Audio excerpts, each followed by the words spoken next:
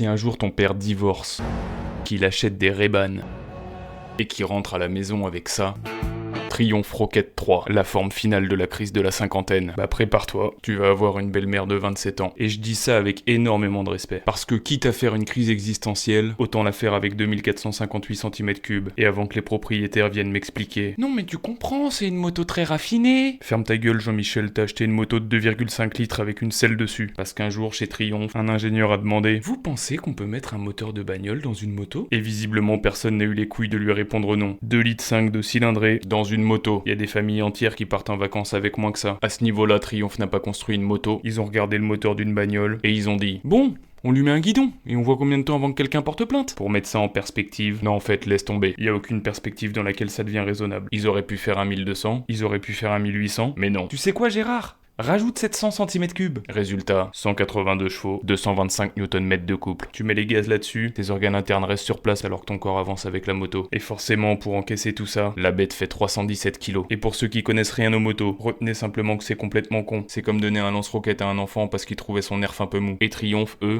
continuent d'appeler ça un roadster. Frère, un street triple c'est un roadster. Ça c'est un porte-avions avec un guidon. Le moteur représente environ 78% de la personnalité de la moto et 140% de son taux de testostérone. Il y a tellement de gomme que quand tu change le pneu, Michelin publie ses résultats trimestriels. On peut critiquer énormément de choses sur cette moto, mais il y a un truc à reconnaître. Cette moto ne répond à aucun besoin rationnel. Personne n'avait besoin d'un moteur de 2,5 litres. Personne n'avait demandé 225 Nm de couple. Personne ne voulait un croisement entre une moto et un missile anti-char. Elle ne veut pas être légère, elle ne veut pas être discrète, elle ne veut pas être raisonnable. C'est donc une excellente moto. Tada! Abonne-toi.